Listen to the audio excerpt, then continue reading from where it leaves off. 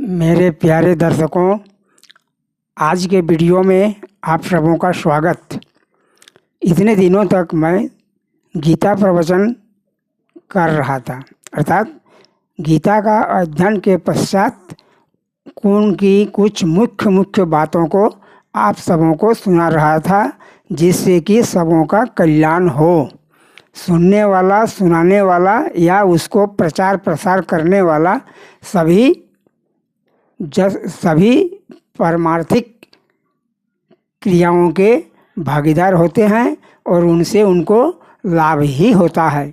किंतु चूँकि गीता समाप्त हो चुका है, इसलिए मैं अब अपना ध्यान संसार के सामने या आप लोगों के सामने अन्य ओर मोड़ रहा हूँ।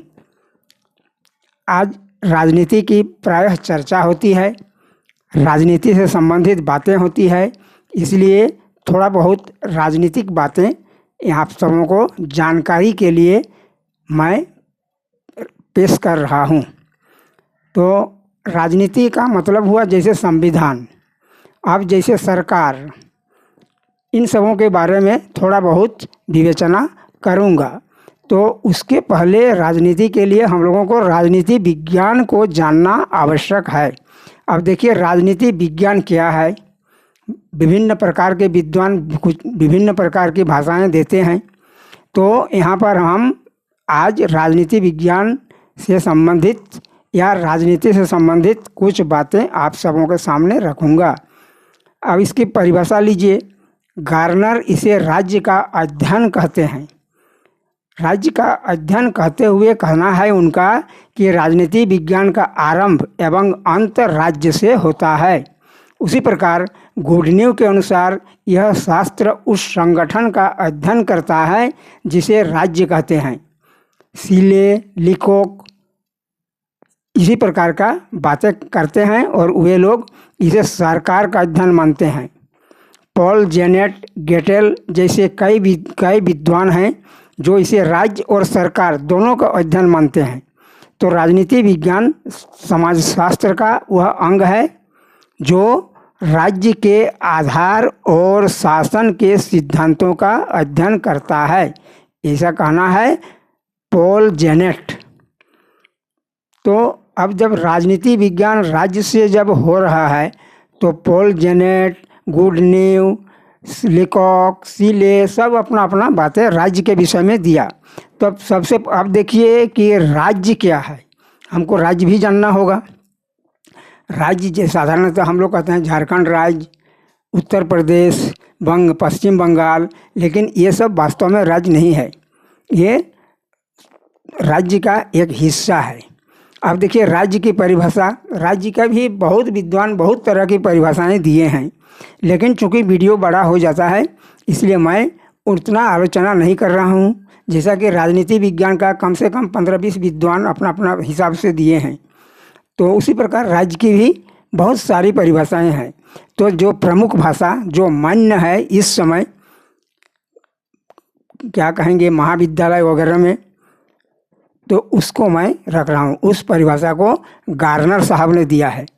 गार्नर के अनुसार राजनीति शास्त्र और कानून की धारणा के रूप में अल्पसंख्यक और बहुसंख्यक व्यक्तियों का एक ऐसा समुदाय है जो किसी प्रदेश के निश्चित भूभाग में स्थायी रूप से रहता हो, जो बाह्य शक्ति के नियंत्रण से पूर्ण रूपेण स्वतंत्र हो, जिसमें एक ऐसी स्वतंत्र सरकार हो जिसके आदेश का पालन नागरिकों के विशाल समुदाय द्वारा स्वभावतः किया जाता हो।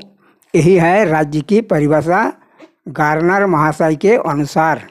तो राज्य हुआ राजनीति विज्ञान राज्य।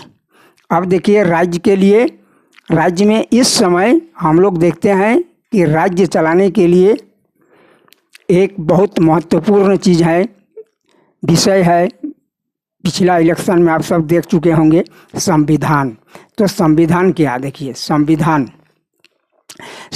का अर्थ, राज्य का स्वरूप क्या हो, शासन व्यवस्था किस प्रकार हो, इसके कौन कौन से अंग हों, उन अंगों में किस प्रकार से पारस्परिक संबंध हो आदि से संबद्ध नियमों के समूह को संविधान कहते हैं।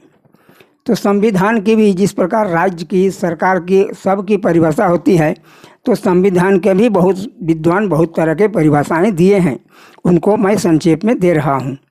संविधान की परिभाषा अरस्तु के अनुसार उस सामान्य आधिकारिक व्यवस्था को संविधान कहते हैं जिसके द्वारा राज्य के कृत्य संपादित होते हैं।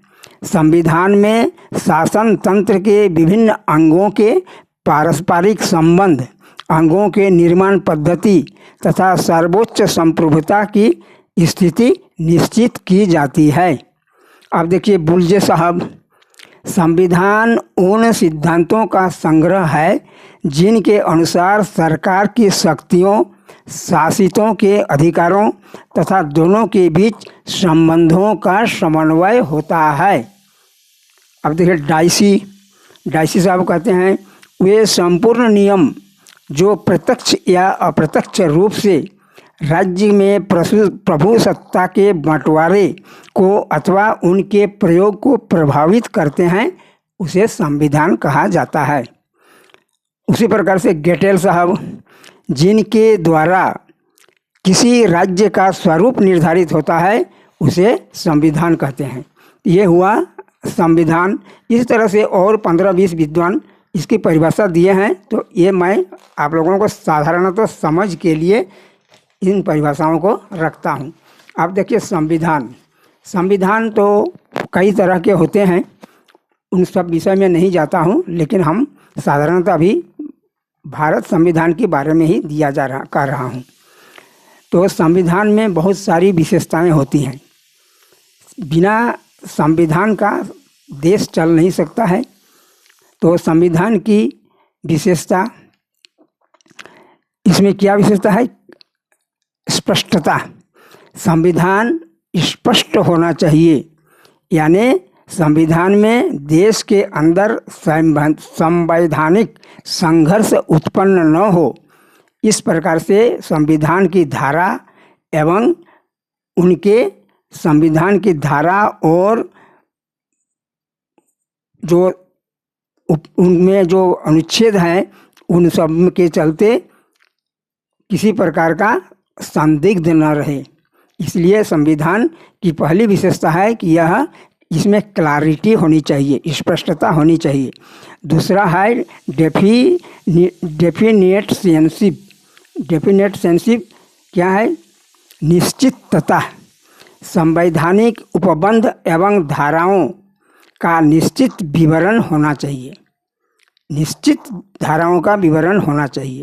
तीसरा है व्यापकता, यानी कॉम्प्रहेंसिवनेस, व्यापकता से तात्पर्य सरकार के समस्त अंगों के कार्यों एवं अधिकारों का संपूर्ण बृहत विवरण, इस प्रकार से उनमें व्यापकता होनी चाहिए। उसके फिर कहता है आगे, व्यापक के बाद संक्षिप्तता, यानी ब्रेविटी, संक्षिप्तता होनी चाहिए। संक्षिप्तता, यद्यपि इसे व्यापक होना चाहिए, किंतु छोटी छोटी चीज़ों को इसमें विवरण नहीं करना चाहिए, इसका विवरण नहीं होना चाहिए। इससे क्या होता है कि अनावश्यक संविधान में कठोरता आती है। अब देखो परिवर्तनशीलता, यानी फ्लेक्सिबिलिटी। आज बहुत प्रकार का उथल पुथल होता है, संसार में राजनीतिक आर्थिक परिस्थितियां अलग होती हैं, लोगों का अधिकार, लोगों का कर्तव्य, लोगों का कर्म अलग अलग होता है। इसलिए इसमें थोड़ा बहुत परिवर्तन की व्यवस्था करनी चाहिए कि व्यवस्था किस प्रकार से हो कि समय अनुकूल परिवर्तन इसमें किया जा सके। आगे है मौलिक अधिकारों की घोषणा, जिसको हम कहते हैं फंडामेंटल राइट, यानी डिक्लेरेशन ऑफ फंडामेंटल राइट। तो मौलिक अधिकार तो जनता में या देशवासी में होना ही चाहिए, नहीं तो सरकार द्वारा शोषण किया जा सकता है। इसलिए कुछ ऐसे अधिकार हैं जो मनुष्य के विकास के लिए, मनुष्य का विकास, समाज का विकास, मतलब राज्य का विकास, देश का विकास, इसलिए उसमें बाधाएं नहीं हो और सबों का संपूर्ण विकास हो, सबों का, चाहे वह किसी भी जाति, धर्म, लिंग हो, किसी भी संप्रदाय का हो। तो इसके लिए मौलिक अधिकारों का वर्णन संविधान में रहता है और उसकी मौलिक अधिकारों की घोषणा किया हुआ है, जिसके अनुसार संविधान चलता है। अब स्वतंत्र न्यायपालिका जो विचार करता है वह भी होना ही चाहिए, नहीं तो बिना न्यायपालिका का कुछ भी नहीं हो सकता है, जो किसी भी प्रकार की समस्या का निदान करता है। बस आज लंबा हो रहा है, इसलिए धन्यवाद। आप सबों को मेरा बहुत बहुत नमस्कार, धन्यवाद।